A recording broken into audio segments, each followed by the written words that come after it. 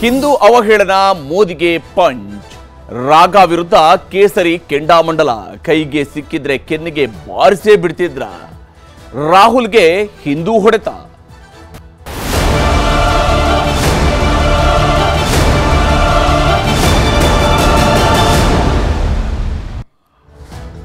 ಹದಿನೆಂಟನೇ ಲೋಕಸಭೆಯಲ್ಲಿ ಪ್ರತಿಪಕ್ಷ ನಾಯಕರಾಗಿರುವಂತಹ ರಾಹುಲ್ ಗಾಂಧಿ ರಾಷ್ಟ್ರಪತಿಯವರ ಭಾಷಣಕ್ಕೆ ಅಭಿನಂದನೆ ಸಲ್ಲಿಸುವಂತಹ ಚರ್ಚೆಯ ಸಂದರ್ಭದಲ್ಲಿ ಹೇಳಿದಂತಹ ಮಾತುಗಳು, ಹಿಂದೂ ವಿಚಾರವಾಗಿ ಹೇಳಿದಂತಹ ಮಾತುಗಳು, ಇದು ಬಿಜೆಪಿಯವರು ಆಲ್ರೆಡಿ ಇದನ್ನು ದೇಶವ್ಯಾಪಿಯಾಗಿ ದೊಡ್ಡದಾದಂತಹ ಹೋರಾಟವಾಗಿ ಕನ್ವರ್ಟ್ ಮಾಡಿಕೊಂಡಿದ್ದಾರೆ. ರಾಹುಲ್ ಗಾಂಧಿ ಮಾತನಾಡ್ತಾ ಇದ್ದಂತೆಯೇ ಅವರ ಮಾತು ಎಲ್ಲಿ ತಪ್ಪಿದೆ ಅನ್ನುವಂಥದ್ದು ಗೊತ್ತಾಗ್ತಾ ಇದ್ದಂತೆಯೇ ಪ್ರಧಾನಿ ಮೋದಿಯವರು ಲೋಕಸಭೆಯಲ್ಲಿ ಎದ್ದು ನಿಂತು ಅದನ್ನು ವಿರೋಧಿಸಿದರು. ಅಲ್ಲಿನ ನಂತರ ಸಹಜವಾಗಿಯೇ ಬಿಜೆಪಿ ರಾಷ್ಟ್ರವ್ಯಾಪಿ ಹೋರಾಟವನ್ನು ಮಾಡ್ತಾ ಇದೆ, ಪ್ರತಿಭಟನೆಯನ್ನು ಮಾಡ್ತಾ ಇದೆ.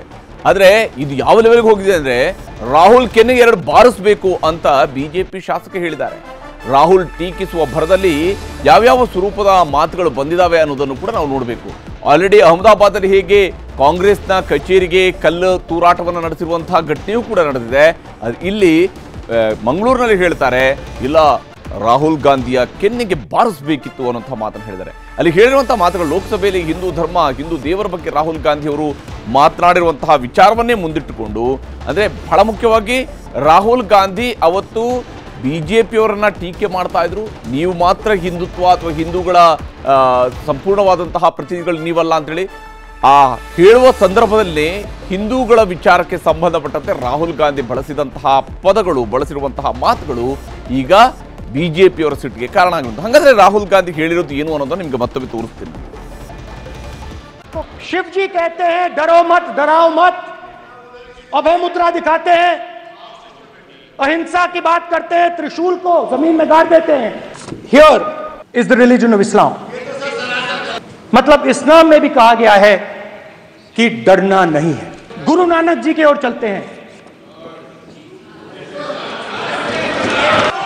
जिस धर्म पर आप हर रोज आक्रमण करते हो, गुरु नानक जी जो सर गुरु नानक जी के चित्र में भी आपको अभय मुद्रा दिखाई देगा. गुरु नानक जी भी कहते हैं कि डरो मत, डराओ मत. जीसस क्राइस्ट की इमेज देखिए, उसमें भी आपको अभय मुद्रा दिखाई देगा. जीसस क्राइस्ट की इमेज में भी अभय मुद्रा. डरो मत, डराओ मत.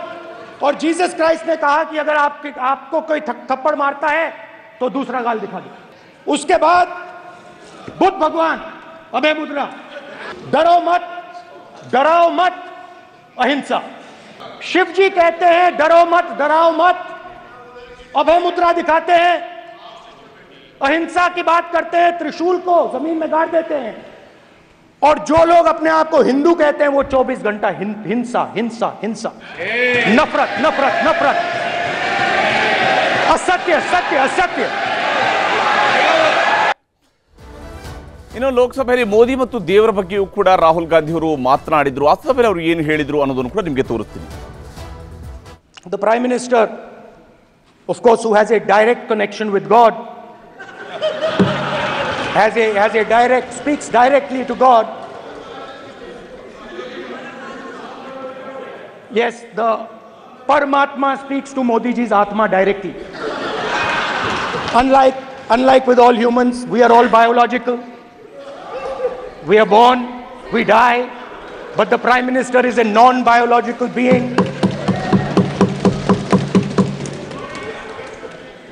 And the Prime Minister says Gandhi is dead. And Gandhi was revived by a movie. I mean, can you understand the ignorance? That Gandhi is dead and a movie revived the father of the nation. No, Gandhi is not dead. Gandhi is alive. पता नहीं fine tuning हो गई भगवान के साथ. Direct message भगवान. Sir ने बोला है. सर प्रधानमंत्री ने ये बोला है, ये मैं नहीं बोल रहा हूं. प्रधानमंत्री ने बोला है कि मेरा डायरेक्ट कनेक्शन है भगवान के साथ. मैंने नहीं बोला. सदन के नेता होते माननीय प्रधानमंत्री जी, और हम सबको माननीय प्रधानमंत्री जी का सम्मान करना चाहिए ये सदन में हमें ಇನ್ನು ರಾಹುಲ್ ಗಾಂಧಿ ವಿರುದ್ಧ ಮಂಗಳೂರಿನಲ್ಲಿ ದೊಡ್ಡ ಪ್ರತಿಭಟನೆ ನಡೆಸಲಾಗಿದೆ. ರಾಹುಲ್ ಗಾಂಧಿ ಹೇಳಿಕೆಯನ್ನು ವಿರೋಧಿಸಿ ಬಿಜೆಪಿ ಯುವ ಮೋರ್ಚಾ ಪ್ರತಿಭಟನೆ ನಡೆಸಿತ್ತು. ಹಿಂದೂಗಳ ವಿರುದ್ಧವಾಗಿ ಹೇಳಿಕೆ ನೀಡಿದಂತಹ ಕಾಂಗ್ರೆಸ್ ನಾಯಕನ ವಿರುದ್ಧ ಪ್ರತಿಭಟನೆಯನ್ನು ನಡೆಸಲಾಯಿತು. ಕಾಂಗ್ರೆಸ್ ಪಕ್ಷದ ವಿರುದ್ಧ ಬಿಜೆಪಿ ಯುವ ಮೋರ್ಚಾದ ಕಾರ್ಯಕರ್ತರು ಪ್ರತಿಭಟನೆ ನಡೆಸಿದರು. ಭಾರೀ ಮಳೆಯ ನಡುವೆಯೂ ಕೂಡ ಪ್ರತಿಭಟನೆಯಲ್ಲಿ ಬಿಜೆಪಿಯ ಕಾರ್ಯಕರ್ತರು ನೂರಾರು ಸಂಖ್ಯೆಯಲ್ಲಿ ಅಲ್ಲಿ ಭಾಗಿಯಾಗಿದ್ದರು. ಮಂಗಳೂರಿನಲ್ಲಿ ಒಂದು ದೊಡ್ಡ ಪ್ರತಿಭಟನೆಯನ್ನು ಕೂಡ ಹಮ್ಮಿಕೊಳ್ಳಲಾಗಿದೆ. ಜಿಲ್ಲೆಯ ಪ್ರಧಾನ ಕಾರ್ಯದರ್ಶಿಗಳು ಯುವ ಮೋರ್ಚಾದ ಪ್ರಭಾರಿಯಾಗಿರುವಂತಹ ವಿನಯ್ ಮುಳುಗಾಡು ಇವರನ್ನು ಕೂಡ ಪ್ರೀತಿಪೂರ್ವಕ ರಾಹುಲ್ ಗಾಂಧಿ ಅವರು ಲೋಕಸಭೆ ಚುನಾವಣೆ ಆದ ತಕ್ಷಣ ವಿರೋಧ ಪಕ್ಷದ ನಾಯಕರಾಗಿ ಆಯ್ಕೆಯಾದ ತಕ್ಷಣ ಹಿಂದೂಗಳಾಗಿದೆ. ಈ ಒಂದು ಹೋರಾಟದ ಸಂದರ್ಭದಲ್ಲಿ, ಈ ಪ್ರತಿಭಟನೆಯ ಸಂದರ್ಭದಲ್ಲಿನೇ ಭರತ್ ಶೆಟ್ಟಿ ಅವರು ಮಾತನಾಡಿರುವಂಥದ್ದು. ಮಂಗಳೂರು ಉತ್ತರ ವಿಧಾನಸಭಾ ಕ್ಷೇತ್ರದ ಶಾಸಕರಾಗಿರುವಂತಹ ಭರತ್ ಶೆಟ್ಟಿ ಅವರು ರಾಹುಲ್ ಕೆನೆಗೆ ಬಾರಿಸಬೇಕಾಗಿತ್ತು, ಪಾರ್ಲಿಮೆಂಟ್ಗೆ ಒಳಗೆ ಹೋಗಿ ಕೆನೆಗೆ ಬಾರಿಸಬೇಕಾಗಿತ್ತು ಅನ್ನಿಸ್ತಾ ಇದೆ. ಯಾರಾದರೂ ಎರಡೂ ಕೆನೆಗೆ ಬಾರಿಸಬೇಕು ಅನ್ನಿಸ್ತಾ ಇದೆ. ಶಿವ ಮೂರನೇ ಕಣ್ಣು ಬಿಟ್ಟರೆ ಸುಟ್ಟು ಬೂದಿ ಆಗ್ತಾರೆ. ರಾಹುಲ್ ಗಾಂಧಿಯದ್ದು ಹಿಂದೂ ವಿರೋಧಿ ನೀತಿ ಅನ್ನುವಂತಹ ಆಕ್ರೋಶದ ಮಾತುಗಳನ್ನು ಭರತ್ ಶೆಟ್ಟಿ ಅವರು ಹೇಳಿದ್ದಾರೆ. ಈ ರಾಹುಲ್ ಅನ್ನುವಂತ ವ್ಯಕ್ತಿ ಈ ಭಾರತ ದೇಶದ ಸಮಸ್ಯೆ. ಖಂಡಿತ ಅವನಿಗೆ ಸರಿಯಾದ ಬುದ್ಧಿಯನ್ನ ನಾನು ಹೇಳಿದ ಹಾಗೆ ಒಂದೇ ಪಾರ್ಲಿಮೆಂಟಿನ ಒಳಗೆ ಒಂದು ಬಾಗಿಲಾಕಿ 2 ಕೆಪ್ಪದಂತೆಗೆ ಇಟ್ಟರೆ ಸರಿಯಾಗ್ಬೋದೇನೋ. ಇಲ್ಲದಿದ್ರೆ ಅವ ಈಚೆಗಡೆ ಬಂದ್ರೆ ನಾವು ಏನಾದ್ರೂ ವ್ಯವಸ್ಥೆ ಮಾಡಬೇಕಾಗ್ತದೆ. ನಾನು ನೋಡಿದೆ ರಾಹುಲ್ ಗಾಂಧಿ ಮಹಾಶಿವನ ಫೋಟೋವನ್ನ ಹಿಡ್ಕೊಂಡು ನಿಂತಿದ್ದ. ಏನೋ ಒಂದು ಬಾಯಿ ಬಂದಾಗ ಎಕ್ಸ್ಪ್ಲೇಷನ್ ಕೊಡ್ತಾನೆ. ತ್ರಿಶೂಲ ಲೆಫ್ಟ್ ಹ್ಯಾಂಡ್ ಸೈಡ್ ಅಲ್ಲಿ ಇದೆ, ಹಾಗಾಗಿ ರೈಟ್ ಹ್ಯಾಂಡ್ ಇಂದ ಲೆಫ್ಟ್ ಹ್ಯಾಂಡ್ ಅಲ್ಲಿ ತ್ರಿಶೂಲ ಸಿಕ್ಕುದಿಲ್ಲ, ಹಾಗಾಗಿ ಈಶ್ವರ ಶಾಂತಿ ಪ್ರಿಯ ಅಂತ. ಈ ಹುಚ್ಚನಿಗೆ ಗೊತ್ತಿಲ್ಲ, ಮೂರನೇ ಕಣ್ಣನ್ನು ಬಿಟ್ರೆ ಸುಟ್ಟು ಬೂದಿ ಆಗ್ತಾನೆ ಅನ್ನುವಂತ ವಿಷಯ ಇವನಿಗೆ ಗೊತ್ತಿಲ್ಲ.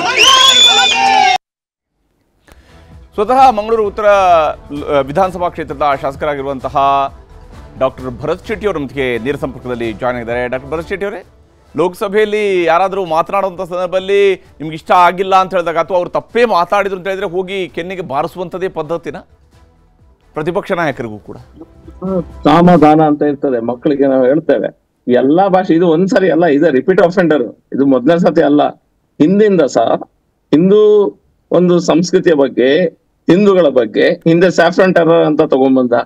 ಅವನೊಟ್ಟಿಗೆ ಯಾರೆಲ್ಲ ಕೂರ್ತೊಳ್ತಾರೆ, ಆ ಬದ್ರುದ್ದನ್ನ ತಗೊಳ್ಳಿ, ಅಸ್ಸಾಂನವರು.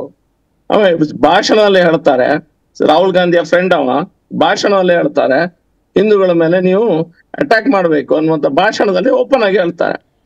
ಅವನ IUML ಇಂಡಿಯನ್ ಯೂನಿಯನ್ ಮುಸ್ಲಿಂ ಲೀಗ್ನ ಅವನ 5 ಜನ ಸಂಸದ ಇರುವಂತ ಸಂದರ್ಭದಲ್ಲಿ ಕೇರಳದಲ್ಲಿ ಹಿಂದೂಗಳನ್ನ ನಿಮ್ ದೇವಸ್ಥಾನದ ಎದುರೆ ಕಟ್ಟಿ ಹಾಕಿ ಬೆಂಕಿ ಹಚ್ಚಬೇಕಂತ ಹೇಳ್ತಾರೆ. ಇದಕ್ಕೆಲ್ಲ ಅವರೆಲ್ಲ ಸ್ಟೇಟ್ಮೆಂಟ್ ಕೊಡುದಿಲ್ಲ. ಪೊಲಿಟಿಕಲಿ ಮೋಟಿವೇಟೆಡ್ ಸ್ಟೇಟ್ಮೆಂಟ್ ಅನ್ನ ಸಂಸತ್ನಲ್ಲಿ ಮಾತಾಡ್ತಾರೆ. ಅಗತ್ಯ ಇಲ್ಲ. ಹಿಂದೂ ಧರ್ಮದ ಬಗ್ಗೆ ಗಂಧ ಗಾಳಿ ಗೊತ್ತಿಲ್ಲದಂತ ವ್ಯಕ್ತಿ ಹಿಂದೂ ಬೇರೆ ಹಿಂದುತ್ವ ಬೇರೆ ಬಾಯಿ ಬಂದಾಗ ಅವಂದೇ ತೀರಿ. ವಿವೇಕಾನಂದರ ಹಿಂದುತ್ವ ಬೇರೆ, ಮತ್ತೊಬ್ಬರ ಹಿಂದುತ್ವ ಬೇರೆ ಅನ್ನುವಂತ ಮಾತನ್ನ ನಾವೆಲ್ಲ ಕೇಳ್ತಾ ಇದ್ದೇವೆ. ಇವನು ಎಲ್ಲಾದ್ರೂ ತಾಕತ್ತುಂಟ? ಶಿಯಾ ಇಸ್ಲಾಂ ಬೇರೆ, ಸುನ್ನಿ ಇಸ್ಲಾಂ ಬೇರೆ, OSI ಇಸ್ಲಾಂ ಬೇರೆ, ವಹಾಬಿಸಮ್ ಇಸ್ಲಾಂ ಬೇರೆ, ಟೆರರಿಸಮ್ ನ ಇಸ್ಲಾಂ ಬೇರೆ, ಜಿಹಾದಿ ಇಸ್ಲಾಂ ಬೇರೆ ಅನ್ನುವಂತ ಧೈರ್ಯ ಯಾರು ಮಾಡುದಿಲ್ಲ. ಇವರು ಹಿಂದೂಗಳನ್ನ ಹಿಡ್ಕೊಂಡು ನೀವು ಇಡೀ ದಿನ ಎಲ್ಲೋ ಹೋದ್ರು ಸಹ ಈ ರೀತಿಯ ವ್ಯವಸ್ಥೆಯನ್ನ ಮಾಡಿ ಹಾಕ್ತಾ ಇದ್ದಾರೆ. ನಾನೊಬ್ಬ ಶಾಸಕನಾಗಿ ಅಥವಾ ಭಾರತೀಯ ಜನತಾ ಪಾರ್ಟಿಯ ಕಡೆಯಿಂದ ಹೇಳಿದ್ದಲ್ಲ, ಒಬ್ಬ ಹಿಂದೂ ಆಗಿ ನನ್ನ ಮನಸ್ಸಿನ ವಿಷಯನ ಹೇಳಿದ್ದೇನೆ ನಾನು. ಇದನ್ನೇ ನೀವು ಒಬ್ಬ ಶಾಸಕನಾಗಿಯೂ ಕೂಡ ಇದ್ದೀರಿ, ನೀವು ಹಿಂದೂ ಆಗಿರುವಂತ ಸಂದರ್ಭ ಶಾಸಕನಾಗಿ ಕೂಡ ಇದ್ದೀರಿ. ಆದ್ರೆ ಇಂಥ ಸಂದರ್ಭದಲ್ಲಿ ನೀವು ಯುವ ಮೋರ್ಚಾದವರಿಗೆ ಹೇಳಿರೋದು ಈ ಮಾತನ್ನ, ಅಂದ್ರೆ ಅವ್ರನ್ನ ಇನ್ಸ್ಟಿಗೇಟ್ ಮಾಡುವಂತ ಸ್ವರೂಪದಲ್ವಾ? ಯುವ ಮೋರ್ಚಾದ ಕಾರ್ಯಕರ್ತರನ್ನ ಈ ರೀತಿಯ ಅಂದ್ರೆ ಈ ರೀತಿಯ ಹೇಳಿಕೆಯ ಮೂಲಕವಾಗಿ ಹುರಿದುಂಬಿಸಬೇಕಂತ ಅಥವಾ ಪ್ರಚೋದನೆ ಮಾಡಬೇಕಂತ ಅವಶ್ಯಕತೆ ಇದೆಯಾ? ಅದರ ಬದಲಿಗೆ ಅವರಿಗೆ ಹೌದು ಇದನ್ನ ಹೆಂಗೆ ವಿರೋಧ, ಈಗ ಶಾಸನ ಸಭೆ ಇರೋದೇನಕ್ಕೆ ಅಥವಾ ಲೋಕಸಭೆ ಇರೋದೇನಕ್ಕೆ? ಮಾತಿನ ಮಂಟಪಗಳವು, ಅಲ್ಲಿ ಮಾತಿನ ಮೂಲಕವಾಗಿ ಉತ್ತರವನ್ನು ಕೊಡೋದಕ್ಕೆ ಹಂಗಾರೆ ಸಾಧ್ಯ ಆಗುದಿಲ್ವಾ ಭರತೀಯ ಜನತಾ ಪಕ್ಷಕ್ಕೆ? ಭರತ್ ಶೆಟ್ಟಿ ಅವರೇ, I correct myself or yourself. ನಾನು ಯುವ ಮೋರ್ಚಾದವರಿಗೆ ಮಾತ್ರ ಹೇಳಿದ್ದಲ್ಲ, ಇಡೀ ಹಿಂದೂ ಸಮಾಜದವರಿಗೆ ಹೇಳಿದ್ದು. ಇಂಥವರಿಗೆ ಬೇರೆ ಭಾಷೆ ಅರ್ಥ ಆಗುದಿಲ್ಲ. ಅವರಿಗೆ ಟಾರ್ಗೆಟ್ ಆಡಿಯನ್ಸ್ ಯಾರು? ಅವನಿಗೆ ಅರ್ಥ ಆಗೋ ಭಾಷೆಯಲ್ಲಿ ಹೇಳ್ಬೇಕು. ಸಿದ್ದರಾಮಯ್ಯ ಇದ್ದಾರೆ, ಖರ್ಗೆ ಅವರಿದ್ದಾರೆ, ಪರಮೇಶ್ವರ್ ಇದ್ದಾರೆ, DK ಶಿವಕುಮಾರ್, ಇವರಿಗೆ ಯಾರು ಸಹ ನಾವು ಏಕವಚನದಲ್ಲಿ ನಾವು ಮಾತಾಡುದಿಲ್ಲ. ಈ ವ್ಯಕ್ತಿಗೆ ಬೇರೆ ಯಾವ್ದು ಭಾಷೆ ಅರ್ಥ ಆಗುದಿಲ್ಲ. ಈ ರೀತಿಯ ಹಿಂದೂ ವಿರೋಧಿ ವಿಷಯಗಳನ್ನೇ ಮಾತಾಡ್ತಾ ಇರ್ತಾರೆ. ಅಸೆಂಬ್ಲಿಯಲ್ಲಿ ಹೋದ್ರೆ ಇವ್ರದ್ದು ಬೇರೆನೆ ಇರ್ತದೆ ಇದೆಲ್ಲ ವಿಷಯ. ಇದು ಜನರಿಗೆ ಗೊತ್ತಾಗ್ಬೇಕು. ಇದು ರಾಹುಲ್ ಗಾಂಧಿ ವಿರುದ್ಧದ ಪ್ರತಿಭಟನೆಯಿಂದ ಜಾಸ್ತಿಯಾಗಿ ಹಿಂದೂ ಸಮಾಜದವರಿಗೆ ಎಚ್ಚರಿಕೆ ಗಂಟೆ. ಹಿಂದೂ ಸಮಾಜದವರು ಇಂಥ ವ್ಯಕ್ತಿಗಳಿಗೆ ಹಾಲಿರಲಿಕ್ಕೆ ಅಥವಾ ಅವರನ್ನ ಪ್ರೋತ್ಸಾಹ ಮಾಡ್ಲಿಕ್ಕೆ ಶುರು ಮಾಡಿದ್ರೆ ಮುಂದೆ 5-10 ವರ್ಷ ಆದ್ಮೇಲೆ ಇವ್ರು ಹಿಂದೂ ಸಮಾಜವನ್ನ ಫಿನಿಶ್ ಮಾಡ್ತಾರೆ. ಅಂತ ವ್ಯಕ್ತಿಗಳು ಈ ರಾಹುಲ್ ಗಾಂಧಿ ಮತ್ತು ಅವನ ಹಿಂಬಾಲಕರು ಎಲ್ಲರೂ ಸಹ. ಹಾಗಾಗಿ ಇದು ಖಾಲಿ ಯುವ ಮೋರ್ಚಾದವರಿಗೆ ಹೇಳಿದ್ದಲ್ಲ, ಪ್ರತಿಯೊಬ್ಬ ಹಿಂದೂ ಸರ್ ನನ್ನ ಮನಸ್ಸಲ್ಲಿ ಇಟ್ಕೊಳ್ಬೇಕು. ಇಂಥ ವ್ಯಕ್ತಿಗಳಿಗೆ ಪ್ರೋತ್ಸಾಹ ಕೊಡ್ಲಿಕ್ಕಿಂತ ಮುಂಚೆ ಅವನಿಗೆ ಬೇರೆ ಧರ್ಮದವರ ಮಾತಾಡ್ಲಿಕ್ಕೆ ಧೈರ್ಯ ಉಂಟಾ? ಧೈರ್ಯ ಮಾಡ್ಲಿಲ್ಲ ಇಷ್ಟು ತನಕ. ಸರ್ಸೆ ತಂದು ಅನ್ನುವಂಥದ್ದು ಮಾತುಗಳನ್ನ ಹಿಂದೂಗಳು ಹೇಳ್ತಾರ? ಯಾರು ಹೇಳ್ತಾರೆ? ಆ ಹೇಳಿದವರ ಬಗ್ಗೆ ಇವ ಮಾತಾಡ್ಲಿ ನೋಡು ಅಲ್ಲಿ. ಅದನ್ನ ಹೇಳುವುದಿಲ್ಲ ಇವ್ರ ಹತ್ರ. ಹಿಂದೂಗಳು ಸಾಫ್ಟ್ ಟಾರ್ಗೆಟ್ಸ್ ಹೇಳ್ತಾ ಇರ್ತಾರೆ. ಈಗ ನಮ್ಮಲ್ಲಿ ಸಹ ಶಿವಾಜಿ ಹುಟ್ಟಿದ್ದಾರೆ, ನಮ್ಮಲ್ಲಿ ಸಹ ರಾಣಾ ಪ್ರತಾಪ್ ಇಂಥ ತುಂಬಾ ಜನ ಹುಟ್ಟಿದ್ದಾರೆ. ಇವ ನೆನಪಿಡುದು ಬೇಡ. ಶಿವನ ಬಗ್ಗೆ ಶಿವನ ಫೋಟೋ ಇಟ್ಕೊಂಡು ನಾನು ಮಾತಾಡಿದ ಕೇಳಿದ್ದೀನಿ. ಅಗತ್ಯ ಇತ್ತ? ಇವನಿಗೆ ರಿಲಿಜನ್ ಬಗ್ಗೆ ಗಂಧ ಗಾಳಿ ಗೊತ್ತಿಲ್ಲ. ಶಿವನ ಲೆಫ್ಟ್ ಸೈಡ್ ಅಲ್ಲಿ ತ್ರಿಶೂಲ ಉಂಟು, ಅದ್ರಲ್ಲಿ ನೀವು ಕೇಳಿರ್ಬೋದು. ಇವನಿಗೆ ಯಾವ್ದು ಗೊತ್ತಾಗ್ತದೆ, ಅರ್ಥ ಆಗ್ತದೆ, ಆ ವಿಷಯವನ್ನ ಮಾತಾಡ್ಲಿ. ಈ ಧರ್ಮದ ವಿಷಯ ಈ ವ್ಯಕ್ತಿಗೆ ಯಾಕೆ? ಅಂದ್ರೆ ಧರ್ಮದ ವಿಷಯವನ್ನ ರಾಹುಲ್ ಗಾಂಧಿ ಮಾತಾಡೋಂಗೇನೆ ಇಲ್ಲ ಅಂತ ಹೇಳುವಂಥದ್ದು ಭರತ್ ಶೆಟ್ಟಿ ಅವರು ನಿರ್ಧಾರ ಮಾಡ್ಕೊಂಡ್ಬಿಟ್ಟಿದ್ದಾರೆ, ಅಥವಾ ಬಿಜೆಪಿ ಅವರು ನಿರ್ಧಾರ ಮಾಡ್ಕೊಂಡಿದ್ದಾರೆ ಅಂತ ಗೊತ್ತಿದ್ರೆ ಮಾತಾಡ್ಲಿ. ಅವಹೇಳನಕಾರವಾಗಿ ಮಾತಾಡೋದು ಬೇಡ. ಅವನಿಗೆ ಎಲ್ಲರನ್ನ ಸಿಕ್ಯುಲರ್ ಹೇಳ್ತಾನಲ್ಲ. ಈ ವ್ಯಕ್ತಿ ಕೇರಳಕ್ಕೆ ಹೋದ್ರೆ ಸಿಕ್ಯುಲರ್, ತಮಿಳ್ನಾಡಿಗೆ ಹೋದ್ರೆ ನಾಸ್ತಿಕ, ಗುಜರಾತಿಗೆ ಹೋದ್ರೆ ಶಿವಭಕ್ತ, UP ಹೋದ್ರು ಸಹ ಶಿವಭಕ್ತನಾಗಿ ಮಾಡ್ತಾನೆ, ನಾರ್ತ್ ಈಸ್ಟ್ಗೆ ಹೋದ್ರೆ ಕ್ಯಾಥಲಿಕ್ ಕ್ರಿಶ್ಚಿಯನ್. ಇವನಷ್ಟು ದೊಡ್ಡ ಡೋಂಗಿ ರಾಜಕಾರಣಿ ಮತ್ತೊಬ್ರು ಇಲ್ಲ. ಮೋದಿ ಅವರಿಗೆ ಅಷ್ಟು ಹಿರಿಯರಿದ್ದಾರೆ, ಏಕವಚನದಲ್ಲಿ ಈ ವ್ಯಕ್ತಿ ಮಾತಾಡ್ತಾನೆ. ಅಲ್ಲ, ಈಗ ನೀವು ಇನ್ನೊಂದು ಒಬ್ಬ ಲೋಕಸಭೆಯ ಇವತ್ತಿನ ಪ್ರತಿಪಕ್ಷ ನಾಯಕ ರಾಹುಲ್ ಗಾಂಧಿ, ನಿಮ್ಗೆ ರಾಜಕೀಯವಾಗಿ ಏನೇ ವಿರೋಧಿ ಇರಬಹುದು, ಲೋಕಸಭೆಯ ಪ್ರತಿಪಕ್ಷ ನಾಯಕ ಆದ್ರೆ ಭಾರತದ ಸಂಸತ್ತಿನ ಪ್ರತಿಪಕ್ಷ ನಾಯಕ. ಭಾರತದ ಸಂಸತ್ತರ ಪ್ರತಿಪಕ್ಷ ನಾಯಕರನ್ನ ಯಾವ ಸ್ವರೂಪದಲ್ಲಿ ನೋಡಬೇಕು ಅನ್ನೋದ್ರ ಬಗ್ಗೆ ಬಹುಶಃ ವಾಜಪೇಯಿ ಅವರು ಸದನದ ಒಳಗಡೆ ಹೇಳಿದಂತಹ ಮಾತುಗಳು ನಿಮಗೂ ಕೂಡ, ನನಗಿಂತ ಚೆನ್ನಾಗಿ ನೀವು ಕೂಡ ಅದನ್ನ ಕೇಳಿಸ್ಕೊಂಡಿರ್ತೀರಿ. ಆದ್ರೆ ಒಬ್ಬ ವ್ಯಕ್ತಿಯನ್ನ ನೀವು ಹೇಳುವ ಸಂದರ್ಭದಲ್ಲಿ ಈ ರೀತಿಯಾಗಿ ಏಕವಚನದಲ್ಲಿ ರಾಹುಲ್ ಗಾಂಧಿಗೆ ಬೈದ ತಕ್ಷಣ ಭರತ್ ಶೆಟ್ಟಿ ಅವರು ದೊಡ್ಡವರಾಗ್ಬಿಡ್ತಾರ ಅಂತ, ಅಥವಾ ಈ ರೀತಿಯಾದಂತಹ ಪದಗಳ ಬಳಕೆ ಅವಶ್ಯಕತೆ ಇದೆಯಾ ಭರತ್ ಶೆಟ್ಟಿ ಅವರೇ? ದೊಡ್ಡನಾಗುದಿಲ್ಲ, ಚಿಕ್ಕನಾಗುದಿಲ್ಲ. ಇವನಿಗೆ ಪ್ರೋತ್ಸಾಹ ಮಾಡೋದನ್ನ ಸ್ವಲ್ಪ ಎಲ್ಲ ಕಮ್ಮಿ ಮಾಡ್ಬೇಕು ಅಷ್ಟೇ. ಇವ ಯಾವುದೇ ಪೊಸಿಷನ್ ಅಲ್ಲಿ ಕೂತ್ಕೊಳ್ಳಿ, ಇವ ಹಿಂದೂಗಳ ಬಗ್ಗೆ, ಹಿಂದುತ್ವದ ಬಗ್ಗೆ ಈ ರೀತಿ ಮಾತಾಡಿದ್ರೆ ಇದೇ ರೀತಿಯ ಏನು ಕಮೆಂಟ್ ಅನ್ನ ನಾವು ಪುನಃ ಮಾಡ್ತೇವೆ. ನಾನು ಒಬ್ಬನೇ ಅಲ್ಲ, ಎಲ್ಲರೂ ಮಾಡ್ತಾರೆ. ನೀವು ಇಂಟರ್ವ್ಯೂ ಮಾಡಿ ನೋಡಿ ಎಲ್ಲರನ್ನ, ಎಲ್ಲರೂ ಇದೇ ಮಾತುಗಳನ್ನ ಹೇಳ್ತಾರೆ. ಅಲ್ಲ, ಶಾಸಕರು ಹೇಳಿದ ಮೇಲೆ ಶಾಸಕರ ಹಿಂಬಾಲಕರು ಅದನ್ನೇ ಹೇಳ್ತಾರೆ, ಶಾಸಕರ ಜೊತೆಗಿರೋರು ಅದನ್ನೇ ಹೇಳ್ತಾರೆ ಅಲ್ವೇ? ಅವನು ಏನ್ ಮಾಡ್ತಾ ಇದ್ದಾರೆ? ರಾಹುಲ್ ಗಾಂಧಿ ಜೊತೆಗಿರುವವರು ಹಿಂದೂ ವಿರೋಧಿ ವಿಷಯಗಳನ್ನ ಓಪನ್ ಆಗಿ ಹೇಳ್ತಾರೆ. ಅವನನ್ನು ಪ್ರಶ್ನೆ ಮಾಡಿ, ರಾಹುಲ್ ಗಾಂಧಿಯನ್ನು ಪ್ರಶ್ನೆ ಮಾಡಿ. ನೀವೆಲ್ಲ ಮೀಡಿಯಾದವರು ಹೋಗಿ ಕೇಳಿ, ನಿಮ್ಮೊಟ್ಟಿಗೆ ಇಳುವರೆಲ್ಲ ಹಿಂದೂಗಳನ್ನ ಕೊಲ್ಬೇಕು, ಹಿಂದೂಗಳನ್ನ ಅದು ಮಾಡ್ಬೇಕು, ಸುಡ್ಬೇಕು ಅಂತ ಹೇಳ್ತಾ ಇರ್ತಾರ. ನಿಮ್ಮ ಕಮೆಂಟ್ ಏನಂತ ಕೇಳಿ, ಅಥವಾ ಕಾಂಗ್ರೆಸ್ ಲೀಡರ್ಸ್ ಹತ್ರ ಯಾರ ಹತ್ರ ಕೇಳಿ. ಒಬ್ಬ ವ್ಯಕ್ತಿ ಅದಕ್ಕೆ ಉತ್ತರ ಕೊಡ್ಲಿ ನೋಡುವ. ನಿಮ್ಮ ಹಿಂದೂಗಳನ್ನೆಲ್ಲ ನಿಮ್ ಮುಂದೆ ಕಟ್ಟಿ ಹಾಕಿ, ದೇವಸ್ಥಾನದ ಮುಂದೆ ಕಟ್ಟಿ ಹಾಕಿ ಬೆಂಕಿ ಹಾಕ್ತೇನೆ ಅಂತ ಹೇಳ್ತಾರೆ. ಯಾರಾದ್ರೂ ಒಬ್ಬ ಕಾಂಗ್ರೆಸ್ ನಾಯಕ ಇದಕ್ಕೆ ಉತ್ತರ ಕೊಡ್ಲಿ. ಈ ರಾಹುಲ್ ಗಾಂಧಿ ವಿಷಯನೇ ಅಲ್ಲ. ರಾಹುಲ ಏನೋ ವ್ಯಕ್ತಿ ನಮಗೆ ವಿಷಯನೇ ಅಲ್ಲ. ವಿಷಯ ಈ ಹಿಂದೂ ವಿರೋಧಿ ಮನಸ್ಥಿತಿಯನ್ನ ಹೇಗೆ ಜನರ ಮೈಂಡ್ ಅಲ್ಲಿ ಹಾಕಿ ಒಂದು ಹಿಂದೂ ವಿರೋಧಿ ಒಂದು ಸಮಾಜವನ್ನು ಕಟ್ಟುವಂತ ಪ್ರಯತ್ನ ಮಾಡ್ತಾನೆ. That is the issue. Rahul Gandhi issue ಅಲ್ಲ. ರಾಹುಲ್ ಗಾಂಧಿ ಸಣ್ಣವ, ನಾನು MLA ಇರ್ತೇನೆ, ನಾಳೆ ಇರುದಿಲ್ಲ. ಅವನು ಸಹ ಹಾಗೆ, ಇವತ್ತು MP ಇದ್ದಾನೆ, ನಾಳೆ ಇರ್ಲಿಕ್ಕಿಲ್ಲ. ವಿಷಯ ಅದಲ್ಲ. ವಿಷಯ ಯಾವ ರೀತಿಯ ಮೆಸೇಜ್ ಅನ್ನ ವ್ಯಕ್ತಿಗಳಿಗೆ, ಜನರಿಗೆ ಕೊಡ್ತಾ ಇದ್ದಾನೆ. That is the point. ಅಂದ್ರೆ ನೀವು ಹೇಳಿರುವಂತದ್ದು ಸಮರ್ಪಕವಾಗಿದೆ ಅಂತೀರಿ? 100%. ನಾನು ಒಬ್ಬನ, ನೀವು ಯಾರ ಹತ್ರ ಬೇಕಾದ್ರೆ ಕೇಳಿ. ನಾನು ಇಷ್ಟು ತನಕ ಯಾರಿಗೆ ಸಹ ಆ ರೀತಿಯ ಮಾತುಗಳನ್ನ ಆಡುದಿಲ್ಲ. ಹಿರಿಯರಿಗೆ ಗೌರವ ಕೊಟ್ಟೆ ಮಾತಾಡ್ತೇನೆ. ಆದ್ರೆ ಈ ವ್ಯಕ್ತಿಗೆ ಅರ್ಥ ಆಗುವ ಮಾತು ಇದು ಮಾತ್ರ. ಆ ವ್ಯಕ್ತಿಗೆ ಅವನೇ ಏನು ಮಾತಾಡ್ತಾನೆ ಅಂತ ಅವ್ರಿಗೆ ಗೊತ್ತಿಲ್ಲ. ಆ ಜನಗೆ ಗೊತ್ತಿಲ್ಲ ಅವ ಏನ್ ಮಾತಾಡ್ತಾನೆ ಅಂತ ಗೊತ್ತಿಲ್ಲ. ಬಹುಶಃ ದೊಡ್ಡ ಸ್ಥಾನದಲ್ಲಿ ಕೂರಿಸಿದ್ದಾರೆ ಎಲ್ಲರೂ ಸೇರಿ. ಕನ್ನಡಿಗರ ಮೆಚ್ಚಿನ ನಿಮ್ಮ ನ್ಯೂಸ್ 18 ಕನ್ನಡ ಈಗ ವಾಟ್ಸ್ಆಪ್ನಲ್ಲಿಯೂ ಲಭ್ಯ. ಕರ್ನಾಟಕ ಮತ್ತು ದೇಶ ವಿದೇಶದ 360 ಡಿಗ್ರಿ ಸುದ್ದಿ ವಿವರವನ್ನ ನೀವು ನಿಮ್ಮ ಕೈ ಬೆರಳುಗಳಲ್ಲಿಯೇ ಪಡೆಯೋದಿಕ್ಕೆ ಈ QR ಕೋಡ್ ಅನ್ನ ಸ್ಕ್ಯಾನ್ ಮಾಡಿ.